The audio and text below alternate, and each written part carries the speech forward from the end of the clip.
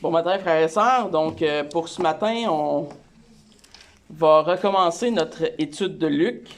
Vous vous rappelez tous où est-ce qu'on était? On était dans Luc 10. On était dans Luc 10, versets 38 à 42. C'est ce que l'on va voir ce matin. Évidemment, ça fait presque 4 mois qu'on n'a pas étudié le texte, donc il faut se remettre un petit peu dedans. Mais la dernière fois qu'on s'était quitté dans Luc, dans l'évangile de Luc, c'était l'histoire du bon Samaritain qu'on avait vu. Évidemment, vous connaissez un peu toute l'histoire du bon Samaritain, celui qui passe et qui voit l'homme. Il y a des gens qui passent avant lui, qui n'aident pas l'homme, qui était battu, qui était laissé pour comble. Et finalement, son ennemi juré, le Samaritain, le Juif, pense à aider l'homme et tout ce qui en découle du texte. On avait vu, probablement que vous ne vous rappelez pas, mais je vous rappelle, on avait vu que cette manifestation ou cette mise en action du Samaritain était un exemple de la deuxième table des commandements, de ce que l'on doit faire auprès d'autrui. On dit souvent en théologie que les deux tables de la loi, des 10 commandements, sont séparées un peu en deux. Il n'y a pas vraiment de séparation tant que telle dans les 10 commandements, mais les 4 premiers commandements qui attraient plus à notre relation avec Dieu, et les 6 derniers qui attraient plus à notre relation les uns avec les autres. Donc, on a vu que c'était un exemple de comment on doit obéir, de comment on doit comprendre les exhortations des 10 commandements, à aimer notre prochain, à ne pas faire le meurtre, à ne pas commettre l'adultère, à ne pas convoiter, etc., etc. Donc, comment on met en application ces lois célestes. On pourrait même aller dans Matthieu 22, quand le chef de la loi, le pharisien, demande à Jésus quels sont les 2 plus grands commandements et que Jésus lui répond essentiellement le résumé de toute la loi qui est « aime Dieu de tout ton cœur » et après ça « aime ton prochain » qui est le résumé de toute la loi que Jésus donne. Et on voit que dans ces 2 histoires, on voit une partie de la deuxième loi dans l'histoire du Samaritain. Et aujourd'hui, dans l'histoire de Marthe et de Marie, on va voir une application un peu plus du premier commandement de la loi d'aimer Dieu de tout son cœur, de toute son âme, de toute sa force. Vous savez, Luc ne s'intéresse pas principalement aux ordres chronologiques. L'évangile de Luc est pas comme celle de Matthieu, par exemple. Elle n'est pas chronologique. C'était pas dans le temps où est-ce que Jésus a fait ci, il est parti de là, il était là. Luc organise ses pensées plus souvent qu'autrement par thème.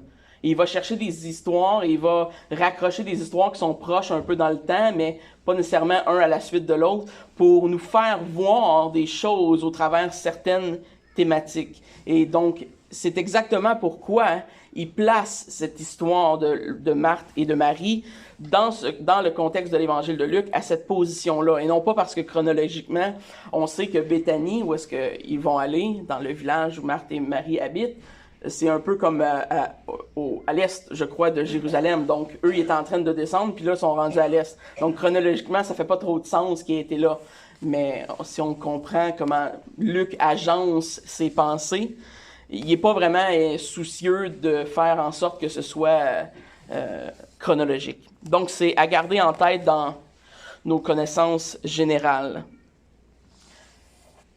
Mais quand on a en tête, par contre, le thème qui nous a été présenté, le service, la mise en action de la loi, par l'histoire du bon Samaritain, et qu'on arrive à cette histoire, là, ça prend tout son sens.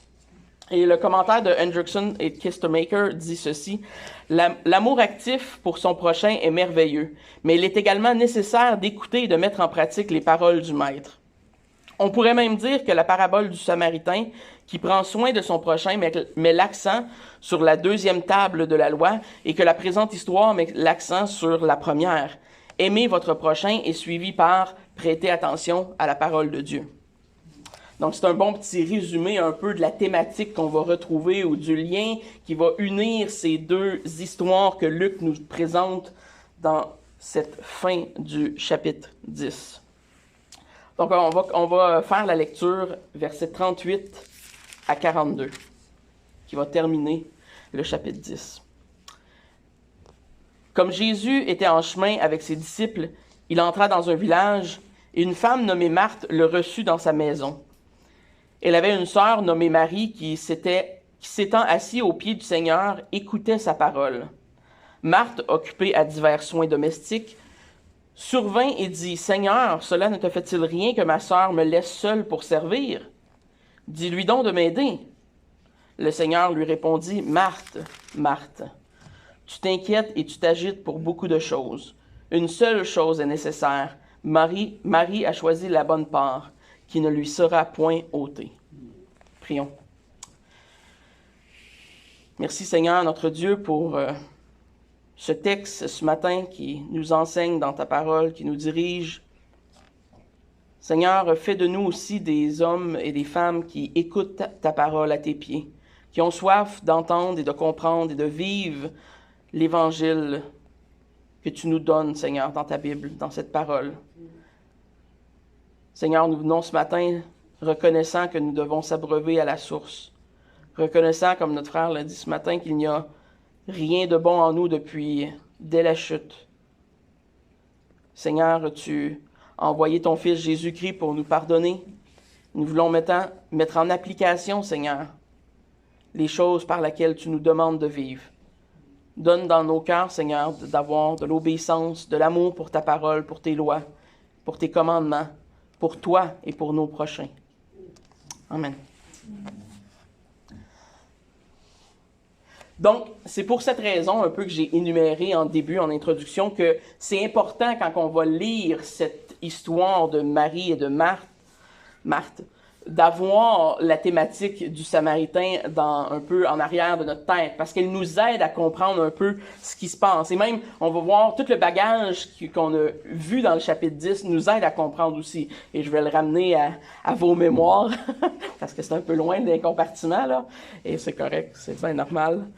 Même moi, quand je me suis rassis, il a fallu que je prenne le temps de relire quasiment tout mon chapitre pour voir où est-ce que je me situais. C'est pas long qu'on oublie, hein? C'est pour ça qu'on doit répéter souvent.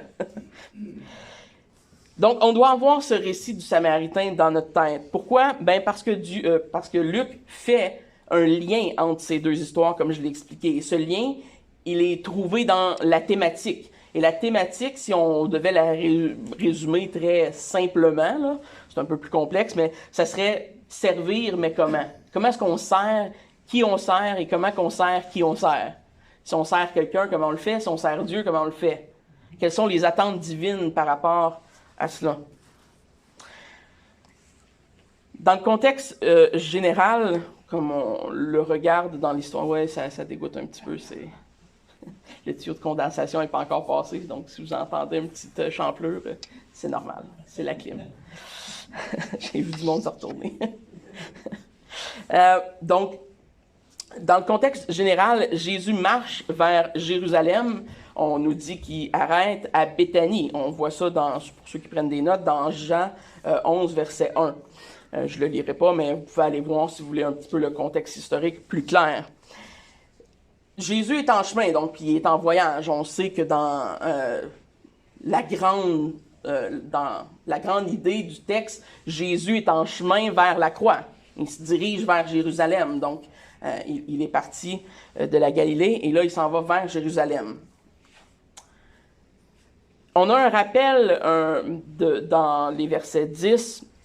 Jésus, quand il était en Samarie, au chapitre 9, verset 53, on y lisait « Mais on ne le reçut pas parce qu'il se dirigeait sur Jérusalem. » Donc, si on se rappelle en pensée, déjà Jésus et ses disciples sont venus à un certain point où ils ont été rejetés, où ils n'ont reçu aucune hospitalité de la part des Samaritains parce qu'ils se dirigeaient vers Jérusalem.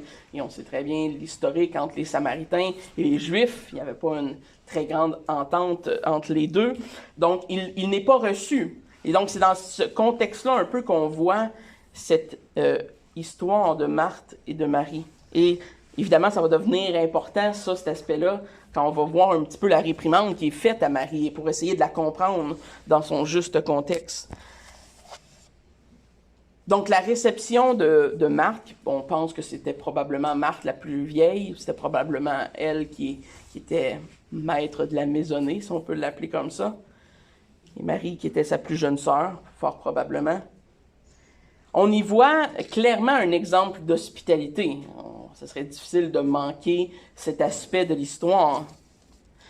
Et ce serait aussi difficile de manquer le fait que dans les deux, en tout cas au moins dans le chapitre précédent, fin de 9 et début de 10, Jésus envoie ses 72 envoyés, 72 disciples, peu importe comment on veut les appeler, il les envoie et il leur demande d'aller dans des endroits où on les reçoit, c'est-à-dire qu'on use d'hospitalité envers eux. Donc le thème de l'hospitalité, encore là, est présent, même avant qu'on voit cette histoire. Donc, on voit par le fait même que ce que Marthe fait est bien. À l'essence, c'est bien. C'est quelque chose qu'on devrait faire en tant que chrétien d'user d'hospitalité. Donc, là n'était clairement pas le problème. Mais Luc commence pas par Marthe. Luc commence par Marie. Luc commence par décrire la scène où Marie se retrouve aux pieds de Jésus. On ne sait pas vraiment si c'est la même scène qu'on voit dans Actes ou qu'on voit dans d'autres passages. Bref, ce n'est pas vraiment important. La plupart disent que c'est probablement deux scènes différentes.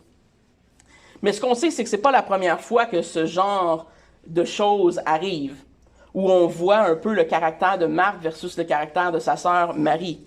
On peut lire dans Jean 12, versets 1 à 3... 6 jours avant la Pâque, Jésus arriva à Béthanie, où était Lazare, qu'il avait ressuscité des morts. Là, on lui fit un souper. Marthe servait, et Lazare était un de ceux qui se trouvaient à la table avec lui. Marie, ayant pris une livre de parfum de nard pur de grand prix, oignit les pieds de Jésus et lui essuya les pieds avec ses cheveux. Et la maison fut remplie de l'odeur du parfum.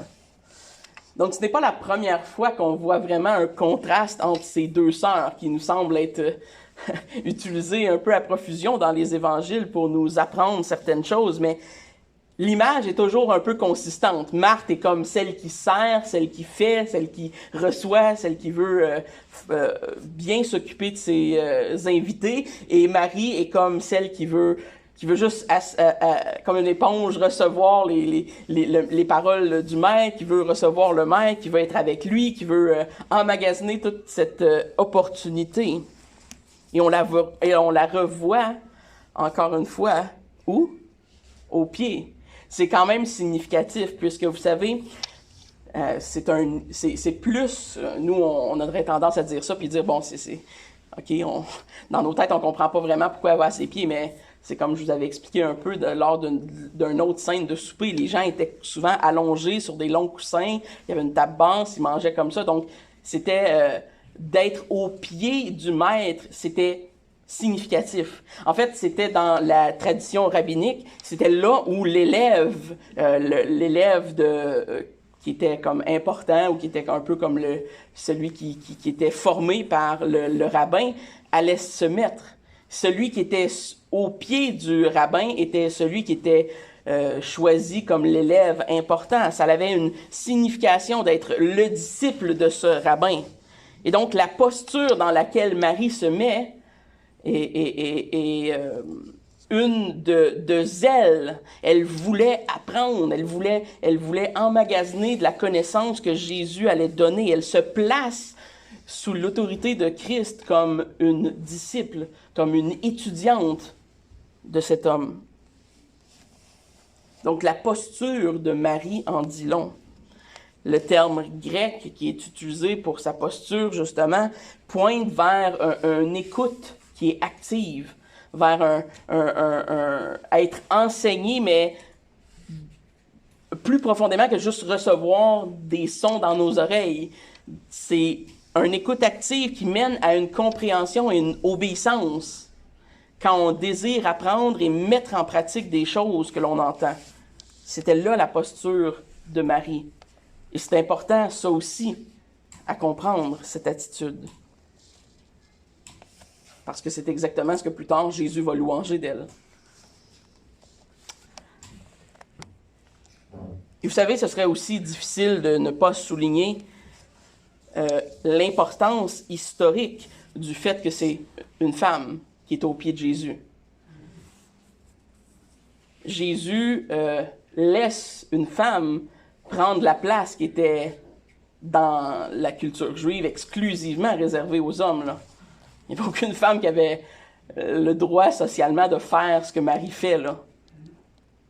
Et pourtant, jamais Jésus ne lui reproche rien qui ait rapport avec cela.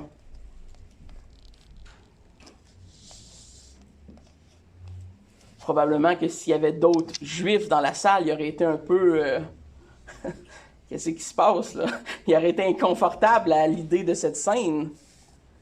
Ça aurait été culturellement très inapproprié, à la limite. Et donc, ce que l'on voit, c'est, contrairement à ce que les gens de notre culture peuvent essayer de mettre sur le dos de la Bible et Jésus ne sont pas d'origine misogyne. La Bible n'enseigne pas d'haïr les femmes. Les femmes peuvent et même doivent être au pied du Maître, autant que les hommes. Du moins, c'est ce que Jésus semble reconnaître. Marie, en se mettant là, prend la place d'un homme qui aurait pu être là, qui était habituellement réservé à un homme. Et Jésus ne la repousse pas, il l'accueille, sans rien dire à propos de son genre.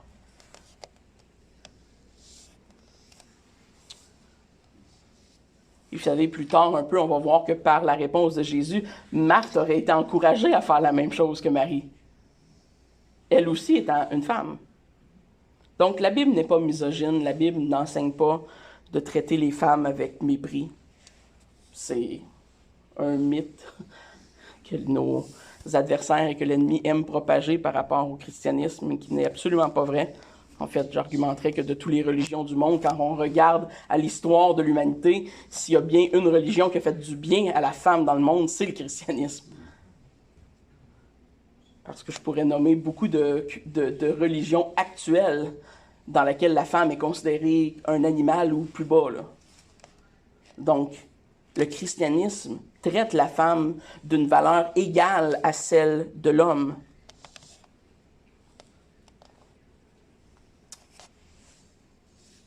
Donc oui, Marie et Marthe peuvent être des disciples et doivent être des disciples et ont le droit et sont encouragés à se placer au pied du Maître et à écouter et à emmagasiner cette connaissance que le rabbin, que le grand maître, que Jésus allait octroyer aux gens qui étaient dans cette petite maison. On ne sait pas trop combien il y avait de gens. On imagine qu'il y avait un certain nombre de disciples avec.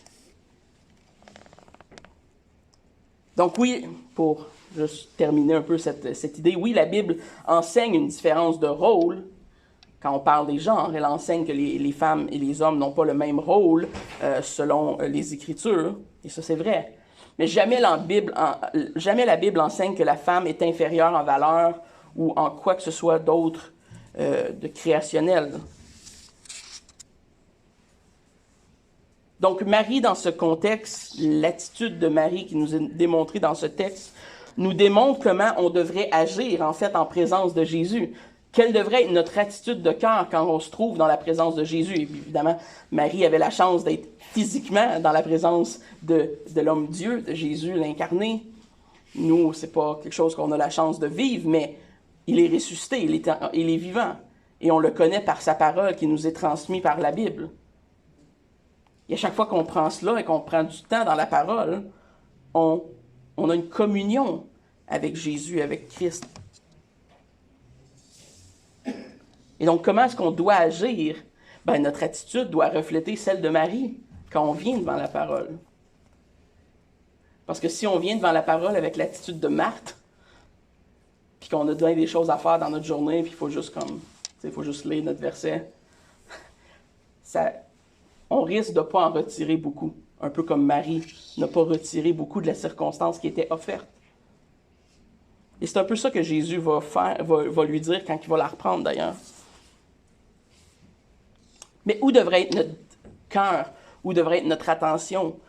Vers où devraient se diriger nos désirs quand on est en présence du Maître.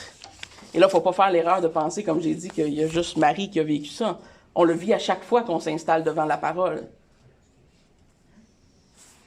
Marie reconnaît l'importance que Jésus a dans cette circonstance et dans ce contexte. Et c'est ce qui fait qu'elle a raison. C'est parce qu'elle reconnaît qui est Jésus. C'est une application, en quelque sorte, de la première table de la loi ou de la première loi qui est résumée par Jésus dans Matthieu 22, peu importe l'image qu'on veut utiliser. Mais ça nous dit comment Dieu veut qu'on lui obéisse quand il s'agit de lui. Comment on doit traiter Dieu, comment on doit considérer Dieu, comment on doit se tenir et agir devant Dieu. Eh bien, la réponse est, on doit agir comme... on doit entendre, écouter comme Marie, et on doit agir comme le Samaritain. Et c'est là que le lien est fait entre les deux histoires. Et c'est ce qui nous amène à l'attitude de Marthe, qui est traitée en deuxième lieu par l'évangéliste. Le verbe grec « périspoamai » veut dire qu'il est comme quelque chose qui est comme passivement tiré ou entraîné, un peu comme l'image qu'on tirait une corde, là, puis qu'on attire un objet vers nous. Ça signifie d'être distrait ou d'être occupé ou d'être surchargé par une situation. Donc, par implication, Marthe, malgré que le maître est dans sa maison, elle est comme aspirée vers le trou sans fond de l'hospitalité. Vous savez, on peut être hospitalier et on peut être hospitalier avec un grand H. Et Marie est tellement surchargée par son hospitalité qu'elle ne voit rien d'autre. Vous savez, si on est franc, probablement qu'il y a beaucoup d'entre nous qui se voient en Marthe. Quand on reçoit des gens à la maison, on n'aime pas ça que ce soit sale. Hein? On fait les planchers, on veut... soudainement, on voudrait faire le ménage du printemps, là. Parce qu'il y a des gens qui arrivent, on place les meubles, les cadres croches, là, on replace ça. On veut tout faire pour que ce soit au maximum. Puis en arrière de ça, il y a tout le temps quand même une volonté saine, jusqu'à un certain point, parce qu'on veut bien recevoir, parce qu'on aime les gens, parce que la parole de Dieu nous demande de recevoir et d'être hospitalier. Donc, on veut le faire. Mais il y a aussi une partie de ça qui veut être parce que peut-être qu'on ne veut pas perdre la face. Parce que peut-être qu'on ne veut pas se faire dire « Hey, ouais, c'est un peu en désordre chez vous, tu sais. » Donc, venez pas en haut. Il y a 5 enfants. Il y a 5 enfants. Oui, il y a 5 enfants. On est tous des enfants. Il y a 3 enfants, 2 adultes, dont un qui est encore un peu un enfant, moi. Fait que c'est vivant. Il y a des choses partout. Mais bon, on voudrait offrir le meilleur à ceux qu'on invite. Et ça, c'est normal. Mais il y a aussi un peu de ne pas vouloir perdre la face là-dedans souvent. Et peut-être que c'est là la ligne où Jésus va interpeller Marthe en voulant dire « T'en fais, mais t'en fais trop. » Et où la ligne entre l'hospitalité et le désir de vouloir impressionner puis se péter les bretelles. Tu sais, chez nous, c'est parfait. Mais néanmoins, on doit dire, on doit le répéter, l'hospitalité est une des choses qui est nommée dans les critères d'un ancien. C'est une vertu que les chrétiens devraient vouloir avoir. Dans 1 Pierre 4, verset 9, on lit « Exercer l'hospitalité les uns envers les autres sans murmure. » Oh, c'est quand même important dans le cas de Marthe. La question que Marthe pose à Jésus nous démontre clairement qu'elle n'avait pas lu 1 Pierre. Mais elle avait des murmures dans ce qu'elle demande à Jésus. Parce que quand elle vient voir Jésus, elle ne fait pas juste lui dire « Hey, pourrais-tu demander à Marie qu'elle vienne m'aider? Je suis surchargée un petit peu, j'aimerais passer du temps avec toi. » Non, c'est plus genre « Qu'est-ce que tu fais? Tu la laisses faire ça? Dis donc, viens m'aider. » C'était plus ça qu'elle y a dit. Elle a l'impression qu'elle est toute seule à tout faire. Et là, elle est probablement surchargée. Elle essaye de tout faire, mais tout faire parfaitement. D'en faire probablement trop, selon ce qu'on lit dans le texte.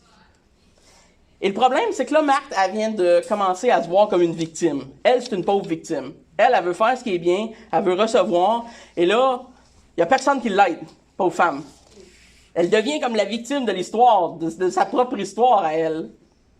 Du moins, c'est comme ça qu'elle se voit jusqu'à là qu'elle est voir Jésus. Malheureusement, la réponse qu'elle reçoit n'est peut-être pas celle qu'elle désirait. Ça l'a peut-être un petit peu humiliée, mais comme on va le voir, en tout cas, on va le voir. Donc, on en vient à la fameuse question, après avoir vu l'attitude de Marthe, après avoir vu l'attitude de Marie, qui a raison? Qui le maître va choisir? Qui le maître va appuyer? Bon, pour nous, ça semble évident parce qu'on a déjà la réponse et on l'a lu. Mais dans la situation, peut-être que c'était pas si évident. Tu sais, c'était le genre de débat que tu te poses dans un contexte culturel. Les gens devaient écouter Jésus et se dire, ben oui, hein, c'est vrai. Elle est hospitalière. Marie, c'est une femme, elle est à tes pieds. Là, elle fait pas grand-chose. Tu sais. La connotation était qu'elle était peut-être un peu paresseuse, d'ailleurs. Mais surtout, ce qui est important à voir, c'est qu'après l'histoire du bon Samaritain, on se serait attendu peut-être à ce que Jésus dit, ben tu dois faire, tu dois obéir, tu dois servir, tu dois... Et pourtant, là, dans ce contexte-là, et c'est là qu'on voit que le contexte a de l'importance, la réponse semble différente que celle du bon Samaritain. Jésus enseigne autre chose. La réponse que Jésus donne à Marthe, c'est qu'elle a choisi la bonne part et qu'elle ne lui sera pas ôtée.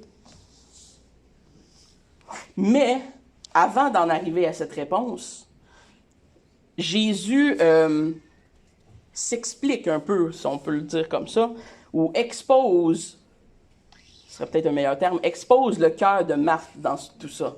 Parce que vous savez, avant de pointer vers ce qu'on veut, des fois, c'est nécessaire de dire ce qu'il y a. Parce que si on ne dit pas ce qu'il y a, ben c'est dur d'aller où est-ce qu'on veut. Jésus expose ce qu'il y a présentement dans le cœur de Marthe. Et c'est comme ce que je voulais dire tantôt et que je n'ai pas dit, c'est que malgré que c'est clairement une réprimande, ou en tout cas une reproche que Jésus fait à Marthe, elle est faite avec beaucoup de douceur, cette réprimande. Le langage qui est utilisé par Jésus, Marthe, Marthe, indique une douceur de caractère. C'est quelque chose qui est fait quand on parle à quelqu'un qu'on aime. Donc, Marthe connaissait Jésus, Jésus connaissait Marthe, et la traitait comme une disciple, la traitait comme quelqu'un qui l'aimait. Il la reprend pas comme il reprend un pharisien, là. Il la reprend avec beaucoup de douceur, beaucoup d'amour, mais lui fait voir que son attitude, sa réponse, n'est pas la bonne. Donc, elle est quand même réprimandée. Et Jésus, il va de 3 accusations, 2 principalement, mais on pourrait dire 3, contre Marthe. La première étant qu'elle s'inquiète. Mériunao, en grec, qui est indûment à se concerner de quelque chose ou être anxieux. Le dictionnaire grec dit qu'il exprime souvent une attitude mondaine qui est due à l'incrédulité et qui peut détourner notre attention d'une personne ou d'une préoccupation appropriée pour les choses de Dieu. Donc, quelque chose qui détourne notre attention illégitimement.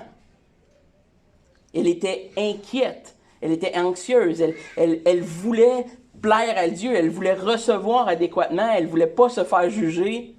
Elle voulait que sa maison soit parfaite, que son repas soit 5 étoiles, 10 services, non, je ne sais pas, là, mais elle voulait la top. Et deuxièmement, il lui reproche d'être agité. Torubazo, c'est de causer des ennuis. Et ce qu'on voit dans le grec, c'est le verbe au passif.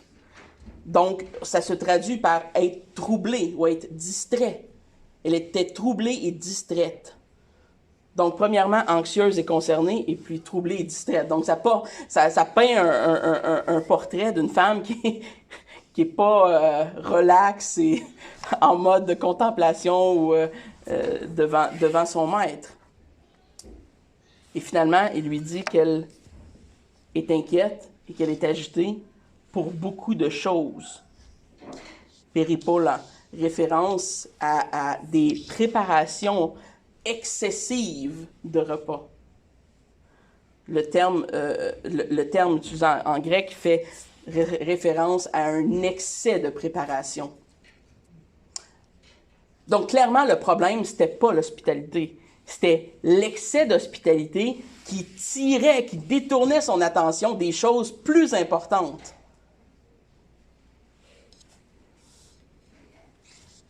Jésus démontre à Marthe que son cœur n'est pas à la bonne place et que ses priorités ne sont pas dans le bon ordre. Oui, il faut être hospitalier. Oui, il faut recevoir. Mais il faut avant tout faire le premier commandement. Aimer son Dieu de toute son âme, de toute sa force, de toute sa pensée. Et là, elle est en train de faire les choses à l'envers. Elle fait beaucoup le deuxième, puis elle oublie le premier. Vous savez, une erreur commune d'interprétation au travers les histoires, à travers l'histoire de l'Église, c'est qu'on voyait souvent ce texte comme une espèce de contraste entre la vie contemplative et la vie d'action. Et souvent, ces deux choses étaient mis un contre l'autre pour être contrastés. Et là, ça a donné lieu un peu à ce qu'on connaît comme l'ère monastique. Et là, on s'est mis à créer des monastères, des moines qui étaient en séclusion de la société pour vivre la fameuse vie contemplative. Je ne crois pas que c'est ce que ce texte nous enseigne. Évidemment, il y a la contemplation de Dieu est dans le texte, c'est évident. Mais le contraste n'est pas mis entre ces deux choses quand on regarde à l'histoire du Samaritain et à l'histoire de Marthe et de Marie. Et la preuve, c'est que Luc met en évidence l'obéissance par action dans le texte du bon Samaritain, et ici, il va mettre l'accent sur l'obéissance par le service à Dieu, premièrement, par l'écoute active.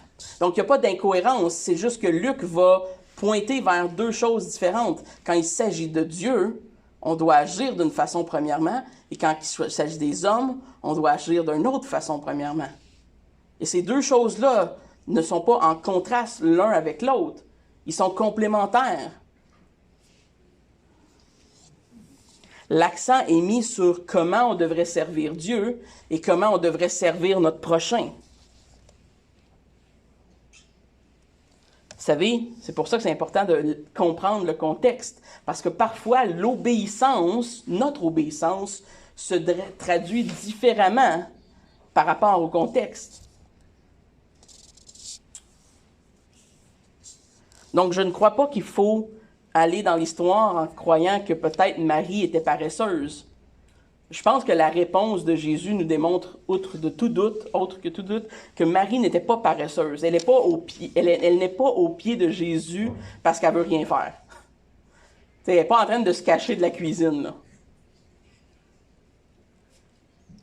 Ce que l'histoire nous enseigne, c'est que Marie obéissait. Elle obéissait activement par son écoute du Maître. En faisant de Dieu, de Christ, la priorité dans cette situation-là, elle était activement en train d'obéir. Parce que le contexte l'exigeait. L'homme-Dieu, Christ, incarné, était dans la maison. La priorité, c'était pas le repas, là. C'était Christ. Et donc, la bonne part, et le terme est très débattu en passant, là, mais la bonne part, je crois personnellement, fait référence à Christ lui-même. Fait référence à prendre part, à connaître Christ, son salut, l'Évangile. Mais écouter le Maître, quand le Maître est dans notre présence, est la priorité numéro 1. À ce point-là, il n'y a plus grand-chose de périphérique qui devrait avoir de l'importance. Non, c'est pas vrai, excusez. Ça a de l'importance, mais ça a une moindre importance. Je pense que c'est plus juste. L'hospitalité de Marc méritait des éloges, dans le sens où c'est exactement ce que Jésus avait demandé aux gens de faire aux disciples qu'il avait envoyés. Donc, ça méritait des éloges qu'elles veulent être hospitalières. Et cependant, comme Christ l'a démontré, elle a deux défauts qui ont été signalés. La réception ou l'hospitalité de Marc est au-delà des limites appropriées. Christ aurait préféré être reçu de manière simple, avoir un repas simple, être reçu de manière frugale et modérée, plutôt que de soumettre une femme à autant de labeur et la priver de sa présence. Donc elle n'a fait, mais elle n'a fait trop, et pour les mauvaises raisons.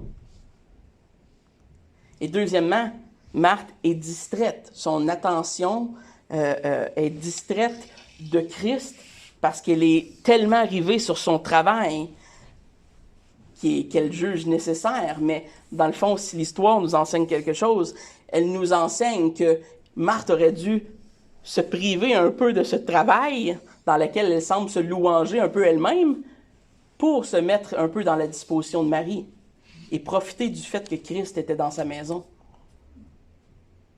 Donc, ici, c'est l'excès qui est souligné. Et c'est l'excès qui est dénoncé par Jésus. Ce n'est pas le fait d'être hospitalier. Je pense que ça, c'est quand même assez clair. Jésus lui parle du fait qu'elle est inquiète de beaucoup de choses. Donc, oui, elle est inquiète du repas, mais de beaucoup de choses de plus que ça, là. Il y a de l'excès dans tout ça. Christ se contenterait de peu. Et ça, tout le reste du Nouveau Testament va nous le dire. En fait, Christ s'est contenté de très peu, humainement parlant, dans son incarnation ici sur terre. Jean Calvin nous offre cette métaphore que j'ai trouvée excellente. C'était comme si l'on devait faire un magnifique accueil à un prophète et pourtant ne pas se soucier de l'entendre, mais au contraire, faire des préparatifs si grands et inutiles que cela enterrerait les instructions du prophète. La vraie façon de recevoir des prophètes est d'accepter l'avantage que Dieu nous offre par leur présence. Tu sais, si on inviterait le président des États-Unis, bon, peut-être que certains ne l'aiment pas, là, mais si, mettons, c'est une personne importante, si on l'invite chez nous, tu sais, la moindre des choses, ça serait peut-être de l'écouter 5 minutes.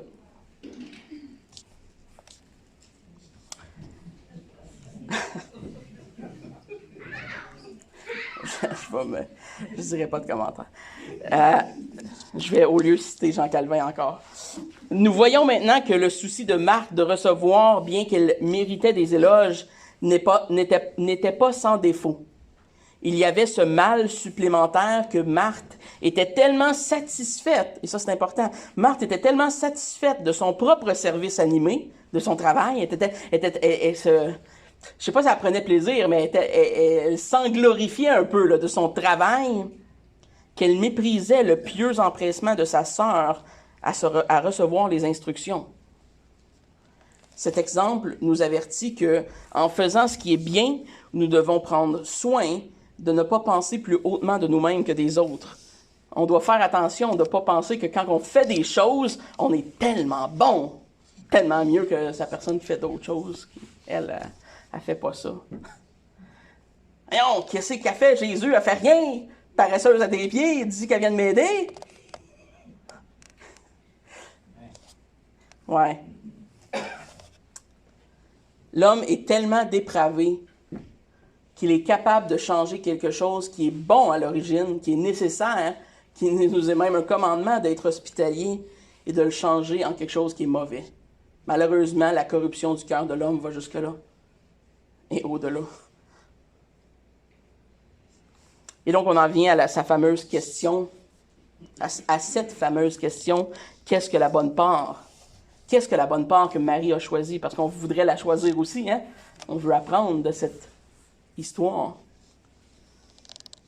Mais ce qu'on comprend facilement, peu importe l'interprétation qu'on fait de la bonne part, ce qu'on comprend facilement, c'est que dans la vie, il y a des priorités. On le sait tous, les priorités existent. Et la première priorité, c'est d'observer le premier commandement ou la première loi résumant tous les commandements, d'aimer Dieu. Ça, c'est la première priorité. Et la façon qu'on le fait, que Jésus nous dit, c'est comme Marthe.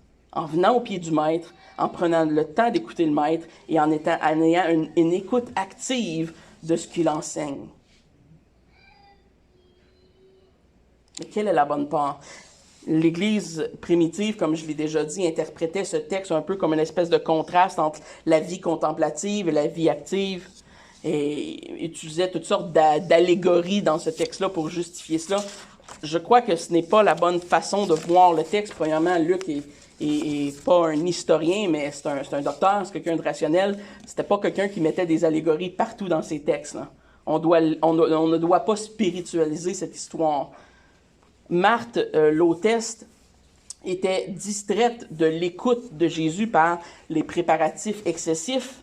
Et la leçon que Jésus lui donne, c'est qu'elle aurait dû laisser ses préparations ou la partie excessive de ses préparations qui devenaient trop lourdes pour prendre part au plaisir de Marie. C'est-à-dire d'écouter activement le Maître. Elle souhaitait honorer Christ par son travail à elle, par son repas à elle, par son ménage à elle. Mais Christ ne veut pas être honoré par ces choses-là seulement. Du moins, ce n'est pas ce qui lui importe le plus. Ce qui lui importe le plus, c'est le cœur des gens qui vont devant lui. Le plus important, c'est de se contenter d'un repas simple pour contempler la gloire de Christ et l'enseignement de Christ. Donc, l'histoire n'est pas une exaltation à la vie contemplative par-dessus la vie d'action et qu'on doit chercher à être tranquille et contempler Dieu à longueur de journée et ne jamais rien faire parce que c'est mieux d'être dans la contemplation. C'est pas ce que le texte nous enseigne. C'est une question de priorité. C'est-à-dire que la bonne façon de servir Christ, c'est de l'écouter, d'emmagasiner, de prendre le temps de l'aimer et de prendre en considération ses commandements et ensuite de le servir. Comment? En appliquant la deuxième, en faisant ce que le bon Samaritain a fait à son prochain. Ça, c'est une mise en application. En écoutant la parole plutôt qu'en répondant par excessivement à des besoins humains. Donc, la leçon ultime, c'est que quand le maître parle, on écoute. Quand le prochain a besoin d'aide, on s'active. C'est ça que les deux histoires nous enseignent. On écoute le maître et on s'active pour notre prochain. C'est deux formes de service qui ne sont pas un contre l'autre. Ils sont complémentaires. Et là, il y a toutes sortes de débats linguistiques dans qu'est-ce que la bonne part. Je vous en fais... je vous en ferai pas part, c'est pas si intéressant. Et de toute façon, ça n'a pas vraiment d'influence sur ce que le texte ultimement veut dire. Les variations ne sont pas très grandes. Il y a certains textes qui vont traduire une seule chose, d'autres textes vont traduire peu de choses. Une seule chose, mais il y en a peu. Bon, il y a différentes variations du texte, puis ça, vous allez, si vous lisez plusieurs traductions, là, vous allez en lire une couple de variations différentes. Le but n'étant pas de comprendre nécessairement la linguistique de la chose, mais Marie a choisi la priorité qui était Jésus. Elle a choisi la bonne part et donc elle a été bénie à cause de cela. Donc la bonne part, clairement, fait référence à une forme de bénédiction et je crois personnellement qu'elle fait référence à Christ lui-même. Qu'est-ce que Marie a choisi? Elle a choisi Christ. Elle a choisi la parole de Christ. Elle a choisi la présence de Christ. La bonne part, je crois, c'est Christ lui-même. Et là, on pourrait avancer dans le temps et voir que c'est l'Évangile, le pardon, etc. Mais tout ça est rapporté ultimement à la personne de Christ. Et ce qui nous est dit aussi, qui est intéressant dans le contexte, c'est que cette bonne part, Christ lui-même qu'elle a choisi, est une assurance éternelle, est une bénédiction qui ne lui sera pas ôtée. Elle peut donc avoir une pleine confiance que ce choix qu'elle a fait de connaître Christ et qui est sa bonne part, ne lui sera jamais ôté. C'est quand même spécial que ce soit dit dans ce contexte-là, et c'est une des raisons qui me pousse à croire que vraiment Christ parlait de lui comme étant la bonne part, quand juste après, il vient lui parler de cette assurance ultime. Si on ne peut pas ôter cette chose à Marie, c'est qu'elle lui appartient. Et qu'est-ce qui pourrait lui appartenir dans ce contexte? Les paroles du Maître. Le Maître lui-même, son salut, ce qu'il lui a offert. Évidemment, pour Marie, pour cette femme, c'était encore un peu futur, là. C'était en lieu d'être accompli. Pour nous, aujourd'hui, c'est présent. C'est accompli. Ceux qui reçoivent la parole de Christ, ceux qui reçoivent le Maître lui-même, sont éternellement sécures, ont l'assurance de cette bénédiction qui ne leur sera jamais ôtée. Je ne sais pas il est quelle heure, mais je dois être proche. J'ai plus d'horloge.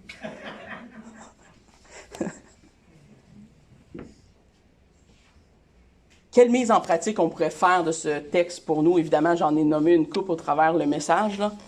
Mais, vous savez, je crois que si on parlerait à la plupart des chrétiens, à la plupart d'entre vous, je suis convaincu, vous me diriez que vous avez ce profond désir de servir Dieu, d'être actif, d'évangéliser les gens, d'être hospitalier, hospitalière, de faire ce que Dieu vous demande.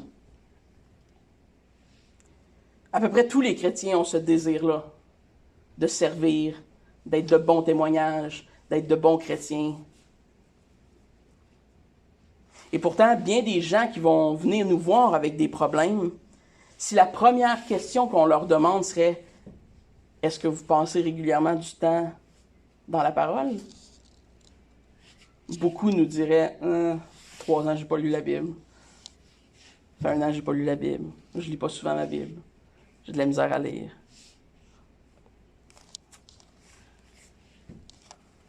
On veut faire beaucoup de choses, mais peut-être qu'on ne commence pas souvent par la première chose qu'on devrait faire. Vouloir être actif, c'est bien. Mais il faut premièrement apprendre à se mettre à genoux aux pieds du Maître et à l'écouter. Et comment ça se traduit dans notre vie aujourd'hui? Bon, Jésus n'est pas physiquement auprès de nous, donc c'est ça, ses paroles. C'est ça, son héritage. Et c'est devant cela qu'on doit écouter avec attention, avec la même attention que Marie avait au pied de Jésus, comme quand on écoute le Maître. Et il ne s'agit pas de lire, c'est comme je disais tantôt, c'est pas un œuvre de plus qu'on fait, là. Il ne s'agit pas de venir parce qu'on doit chaque jour lire la Bible. C'est pas ça le but. On pourrait lire 2 versets par jour et on pourrait les contempler et les écouter et les mettre en pratique et les remuer dans notre cœur à longueur de journée. Mais combien de temps est-ce qu'on passe dans l'écoute active? Et c'était même pas une question de temps, mais de la qualité du temps qu'on passe dans l'écoute de la parole. Parce qu'on peut lire 14 chapitres d'une journée, puis rien en comprendre, là, on s'entend. Donc, c'est pas la quantité, mais la qualité du temps que l'on passe avec le Maître. Donc, plusieurs chrétiens vont passer beaucoup de temps à se demander pourquoi leur vie est difficile, pourquoi ils n'ont pas de zèle, pourquoi ils sont tout le temps en train de combattre des péchés dans leur vie. Ben, la réponse est, c'est quoi vos priorités? Combien de temps passez-vous en présence du Maître? Combien de temps passez-vous à observer ce premier commandement? Tu aimeras ton Dieu de tout ton cœur, de toute ta force, de toute ta pensée. Parce que si vous ne faites pas celui-là, essayez pas de faire le deuxième. Votre prochain va manger à la claque. Parce que vous ne serez pas prêts. Vos cœurs ne seront pas prêts, vous n'êtes pas disposés. Vous allez être indisposés, en fait.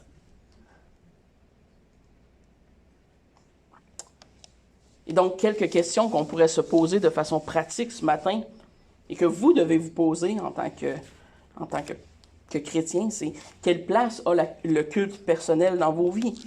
Quelle place a la lecture et la prière dans vos vies personnelles? Quelle place, si vous êtes un père de famille, a le culte familial dans vos familles? Quelle place a l'Église dans l'instruction de la foi dans vos vies? C'est toutes des questions qui sont pertinentes au texte qu'on a lu. Dieu est la seule chose qui est nécessaire. Dans le texte ici, spécifiquement la personne de Christ. Et de là découle une vie d'action, où on va servir le Samaritain, où on va mettre notre foi en action, parce que nos cœurs ont été labourés, préparés.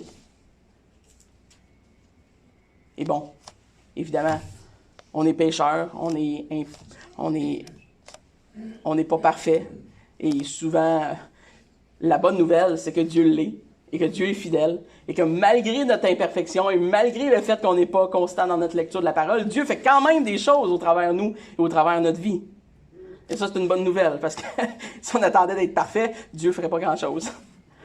Heureusement, Dieu n'est pas totalement dépendant, mais ça reste qu'on doit prendre cette application du texte à cœur dans nos propres vies.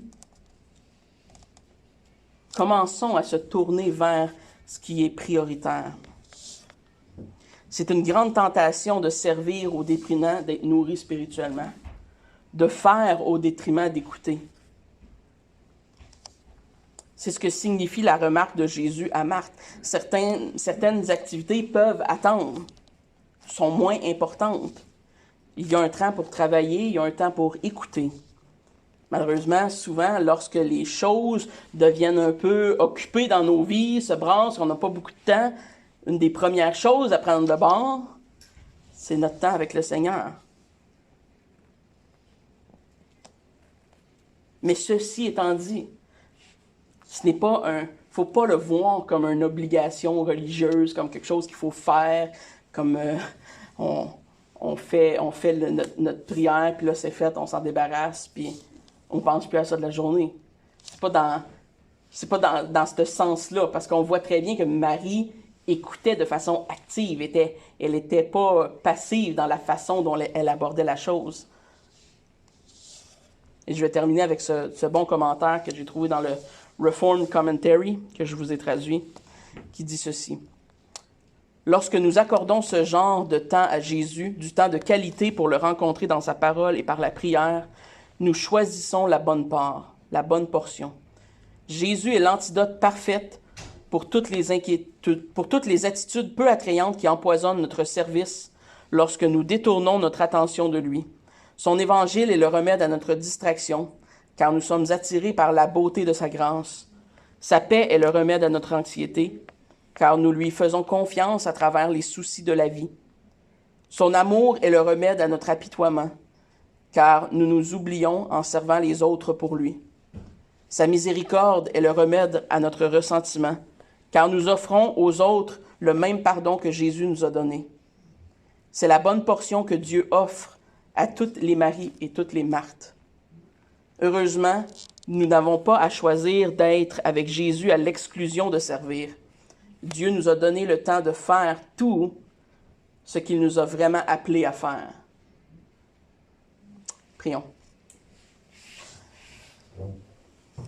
Merci Père Céleste pour ce texte, pour ce qu'il nous enseigne. Nous te prions, Seigneur, d'avoir ce cœur de Marie qui, comme une étudiante de ta parole, comme une femme dévouée à ce que tu enseignais, qu'on puisse venir, Seigneur, devant ta parole régulièrement pour se mettre à tes pieds, prête à recevoir, prête à être enseigné, par amour, Seigneur, pour toi, sachant que nous avons besoin de recevoir ces paroles en nous, sachant que sans ces paroles vivifiantes, nous serons laissés pour morts et sèches.